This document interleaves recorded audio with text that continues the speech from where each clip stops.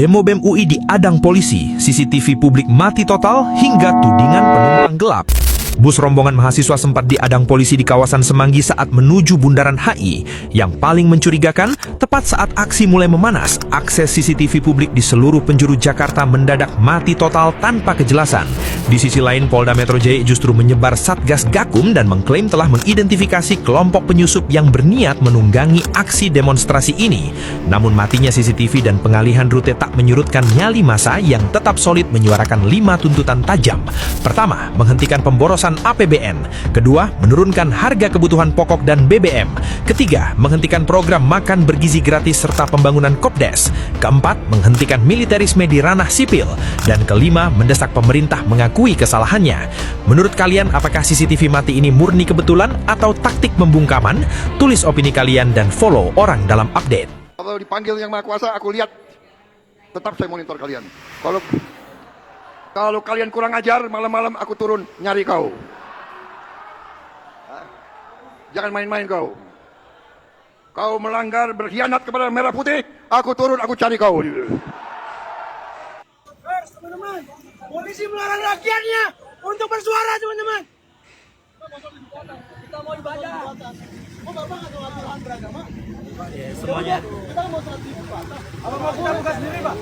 Pak, ini hak beragama. Kita nggak ada Tidak bisa lewat. Diblokade oleh polisi. Para mahasiswa UI sebenarnya pengen sholat Jumat di area Duku Atas, cuman diblokade oleh polisi, disuruh langsung lurus saja. Ini sedang lagi ini.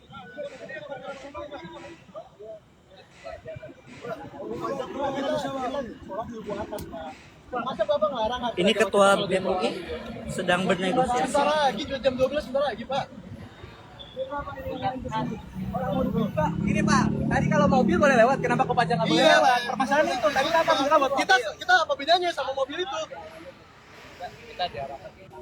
Ya itu kan arahan. Tapi arahan undang-undang 1945 konstitusi yang Ini cara gila Habibie yang ngebuat rupiah dari 17.000 ke 6.500 dalam kurun waktu 1 tahun. Jadi tahun 98 Indonesia tuh benar-benar diambang bubar nih Pak. Habibie mewarisi negara yang hancur lebur akibat pengusaha swasta yang bangkrut, terlilit hutang dolar jangka pendek tanpa asuransi KERS. Sektor perbankan kolaps, memicu penarikan tabungan massal atau rush money, hingga terjadi hyperinflasi yang mengerikan nih Pak, mencapai 77%. Untuk menyelamatkan rupiah, Habibie harus membentur tembok raksasa nih Pak. IMF mendikte dengan sangat galak. Masyarakat kita panik dan elit Orde Baru marah besar karena Habibie nekat menutup puluhan bank bobrok milik kroni mereka. Beliau diremehkan, diancam dari segala arah, hingga harus bertaruh nyawa politiknya sendirian demi memotong kekuasaannya sendiri sebagai presiden agar Bank Indonesia bisa independen total, bebas dari intervensi penguasa. Gak cuma itu Pak, di tengah tekanan IMF yang meminta pemangkasan anggaran secara ekstrem, Habibie justru nekat melobi keras lembaga dunia itu agar melonggarkan batas defisit negara demi membiayai subsidi sembako untuk perut rakyat miskin yang kelaparan. Habibie bertarung mati-matian menggunakan logika sains dan ketegasan teknokratnya. Beliau memperlakukan krisis ini kayak memperbaiki mesin pesawat yang rusak di tengah udara Pak, yang lagi terbang gitu. Gak boleh ada celah salah. Habibie pasang badan mengeluarkan kebijakan blanket guarantee demi menjamin uang tabungan rakyat aman di bank. Lalu ya Pak, ia mengorbankan popularitasnya dengan menaikkan suku bunga ekstrim hingga 70% demi menyedot dolar di pasar. Bahkan ya Pak, dia itu menelpon langsung bos besar perbankan di Jerman demi mendesain tata kelola bank mandiri yang bersih, dan berani menolak mentah-mentah tekanan parlemen yang mencoba untuk mengintervensi menterinya itu. Perjuangan tanpa gimmick politik ini berbuah manis Pak. Kepercayaan dunia internasional balik seketika, hingga dolar ya Pak dipaksa buat bertukuk lutut loh Pak, dan longsor ke 6.500 dalam kurun waktu 13 bulan aja. Meskipun berhasil menyelamatkan rupiah kita, beliau tidak lama memimpin negara ini karena pidato pertanggungjawabannya ditolak di parlemen hingga dipaksa lengser oleh peta politik saat itu. Sebenarnya ada lagi loh presiden yang bisa menguatkan rupiah selain Habibie. Ada yang tahu nggak? Coba komen di bawah. Katanya politik itu nggak bakal ngaruh ke hidup kita. Padahal tuh bangun tidur lihat HP harga pertama sudah naik di Rp16.000. Itu politik ngaruh ke kehidupan kita. Padahal sikap bodo amat terhadap politik itu hanya akan bikin kita makin jatuh miskin. Harga mie ayam, mie instan, kuota internet, bensin, sampai dengan udara yang kita hirup itu semua dipengaruhi oleh politik.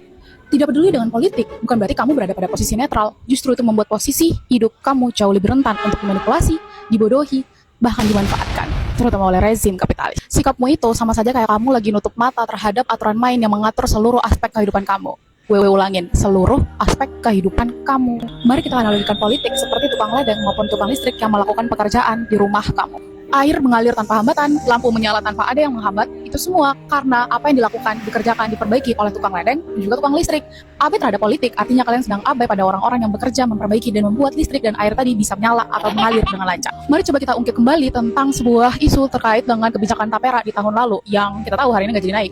Tapi kalau misalkan naik, kita akan tahu bahwa dalam semalam terbit peraturan pemerintah yang nantinya akan mewajibkan potongan sebesar 3% dari para pekerja Indonesia baik itu formal maupun informal. Pertama, ini merupakan keputusan finansial yang sangat-sangat mendadak, dan kedua, keputusan ini tanpa melibatkan kamu apalagi persetujuan kamu. Tapi pengaruhnya ke hidup kamu, aku dan juga kita adalah bahwa anggaran bulanan yang udah kita atur bisa dibongkar karena satu keputusan politik ini. Mungkin kalau misalnya kita punya impian rumah, itu juga akan sangat berpengaruh terhadap mudah atau sulitnya akses untuk punya rumah. Nah, kira-kira harga bensin yang naik hari ini, itu kira-kira ngaruh nggak ke kehidupan kamu? Akan ngaruh ke semua seluk-beluk kehidupan kamu hanya gara-gara harga bensin naik. Yang itu nggak akan pernah terlepas dari satu keputusan politik yang diambil ketika lo lagi tidur nyenyak di rumah. Bangun pagi, tiba-tiba lo lihat harga bensin naik. Itu kebijakan, satu keputusan, dan satu tanda tangan itu mampu mempengaruhi isi dompet kita semua. Semuanya dipengaruhi hanya dengan satu tanda tangan atau satu keputusan politik. Gila nggak? Menjadi apatis, cuek, atau bahkan diam itu sama sekali tidak akan menghindarkan kamu, aku, dan kita semua dari konsekuensi dari setiap keputusan maupun kebijakan politik yang diambil di negeri ini. Kalau sindiran Bertolt Brecht mengatakan, si dungu tidak tahu bahwa dengan kebodohan politiknya, lahirlah pelacur, anak terlantar, pencuri, politik yang sangat-sangat buruk di negerinya, bahkan rusaknya perusahaan nasional maupun perusahaan multinasional yang pada akhirnya akan merugikan diri dia sendiri. Orang rakyat di desa nggak pakai dolar kok. 18.000. Hidup layak itu adalah merupakan hak minimum kita, bukan merupakan batas tertinggi mimpi kita sebagai rakyat. Bisa makan setiap hari, itu adalah merupakan bare minimum yang memang sepatutnya bisa kita akses. Dalam banyak fase sejarah negara ini, rakyat kecil rasa-rasanya lebih sering dituntut untuk kemudian bertahan hidup sebatas cukup. Cukup untuk makan, cukup untuk kerja, cukup patuh agar hidup tenang.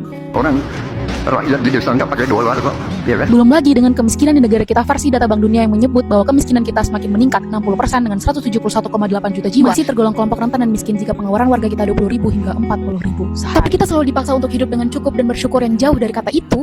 Pada masa kolonial misalnya, pendidikan dan juga akses ekonomi pribumi itu sangat-sangat dibatasi karena memang saat itu sistem kolonial sangat membutuhkan tenaga kerja bukan masyarakat yang setara dan juga yang berkuasa. Rakyat memang dibuat tetap hidup kayak sekarang, tapi tidak cukup makmur untuk menjadi merdeka dan berdiri di atas kaki sendiri, sesimpel untuk memenuhi kehidupannya sehari-hari. Pada masa-masa tertentu, bahkan ketika negara ini telah merdeka, ada narasi bahwa rakyat tuh harus nerimo, sederhana, dan jangan terlalu banyak menuntut kepada negara.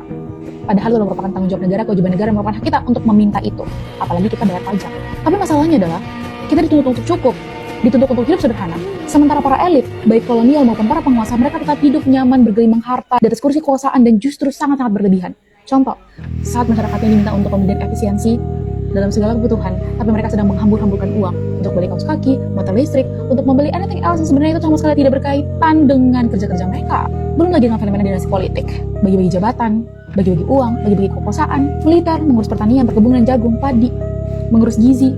Orang-orang yang bukan ahlinya ditempatkan ke dalam kursi-kursi jabatan itu. Sedangkan rakyat diminta untuk selalu cukup, jangan banyak ngeluh, mending lu bersyukur aja deh. Idealnya kalau memang kita benar-benar sudah merdeka, bukankah bisa makan setiap hari dan hidup yang lain adalah merupakan bare minimum di negara ini? Karena bukan cuma para penguasa, tapi rakyat juga berhak untuk punya ruang untuk bermimpi, punya ruang untuk bertumbuh, berkembang, dan hidup dengan lebih sejahtera. Bukan sebaliknya, tinggal di sebuah negara yang bahkan untuk punya mimpi dan berani bermimpi saja dilihat sebagai sebuah kemewahan yang gak sebuah orang mampu. Orang desa nggak pakai dolar, tapi mengapa badai finansial diam-diam menuju rumah kita? Teman-teman, pernah merasa nggak? Belakangan ini uang Rp100.000 terasa seperti 10.000. Kita bekerja lebih keras, tapi keranjang belanjaan kita justru makin ringan. Daya beli rakyat sedang mengalami pelemahan yang nyata. Di sisi lain, kurs rupiah terus tertekan terhadap dolar Amerika Serikat. Fenomena capital outflow, pelarian modal ke luar negeri terjadi masif karena investor mencari aman. Mengapa? Karena The Fed baru saja menaikkan suku bunga acuannya pada level tertinggi dalam 2 dekade terakhir. Secara matematis, uang dunia seolah pulang kampung ke Amerika, meninggalkan kita dengan ketidakpastian. Masalahnya tidak berhenti di situ. Kita sedang menuju badai sempurna. Korporasi besar butuh dividen dalam falas. Sementara pemerintah kita sedang menghadapi jatuh tempo utang dan bunga yang sangat besar di tahun 2026. Rupiah akan tertekan semakin dalam. Bayangkan, Sebagian besar APBN kita habis hanya untuk membayar biaya masa lalu. Pertanyaannya, sampai kapan siklus ini akan berulang?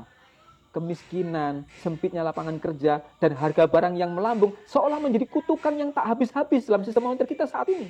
Sekarang, mari kita berandai-andai secara intelektual. Bayangkan jika instrumen bunga atau riba ditiadakan dari sistem global. Bayangkan jika seluruh mata uang di dunia tidak lagi berbasis pada janji di atas kertas, melainkan kembali pada standar emas, sesuatu yang memiliki nilai intrinsik asli. Apakah kekacauan finansial yang kita rasakan hari ini akan tetap terjadi? Secara historis, emas adalah penawar inflasi terbaik. Jika dunia menggunakan basis standar emas, tidak akan ada negara yang bisa mencetak uang seenaknya tanpa aset pelindung. Fluktuasi gila-gilaan karena spekulasi pasar bisa diredam. Ekonomi akan kembali pada sektor real, bukan sekedar angka digital di layar saham. Artinya, problem fundamental seperti kemiskinan dan turunnya daya beli sebenarnya bisa dihindari jika tata kelola moneter kita memiliki jangkar yang stabil. Standar emas bukan sekedar romantisme masa lalu, tapi mungkin satu-satunya jalan keluar dari rapuhnya sistem finansial berbasis utang. Menurut kalian, apakah dunia sudah siap untuk kembali ke standar emas? Atau kita memang sudah terjebak selamanya dalam sistem kertas ini? Tulis pikiran cerdas kalian di kolom komentar, kita diskusi di sana. Lalu apa juga prestasinya Tio? Lah, kamu prestasinya apa? Mencuri uang rakyat, masuk bui, itu yang kamu banggakan. Koruptor berbicara, mantan koruptor tetaplah koruptor. Ya, hukum kita tuh mudah banget dikorupsi, terus cuma penjara ya 3 tahun gitu ya. Nggak kayak negara-negara lain gitu, koruptor ditembak mati, ya kan. Lahan persawahan disulap menjadi tambak udang di penjara 5 tahun karena merugikan negara, tidak sesuai titik koordinat. Lah piye dipindah ning jero gedung DPR ta tambak udange ben uamis kabeh kono beh dan gak suka aku. Rumahku urip ning negara kono ha iki ya, wong cilik tambah cilik ora iso inovasi, ora iso kreatif. Kudune nek enek rakyate wargane sing iso inovasi koyo ngono kuwi bersyukur, bahagia. Dadi iso meningkatkan perekonomian rakyat juga. Lah iki ora padahal ki sawah-sawahe dhewe, ora nek tuku nganggo duweke negara. Kok iso jan patake. Saiki ibarat aku ingon-ingon wedhus, duwe wedhus loro manak kabeh 5-5 10-10. Kudune kuwi kandangku nyelot ombo. Akhirnya aku tuku lemah kanggo ngambakno kandangku. Ki aku di penjara, gak sida lah. Lah apa yo kudu wedhusku tak keloni ning jero kamar kabeh, ora yo jibrat bobane wedhus ki aku kan gak suka kaya ngono ki. Contoh kayak nang kebun binatang enek singa, macan tutul, gajah karo bajul. Kayak nek dilestarikan kayak padha manak kabeh, otomatis lahane kudu diperluas meneh. Neng ndi nek gak tuku lahan meneh, ora mungkin gawe pegawene ning kono arep digawa mulai singane. Sida dicatek entek matek ya. Lah nek mengolah tanah sendiri menjadi tambak udang wae dipidana menjadi tersangka, terus apa kabar lahan-lahan tanah-tanah yang berubah menjadi KDMPK? Apakah sudah ada yang menjadi tersangka? Kan apane plenger kabeh negara kuwi iki jane.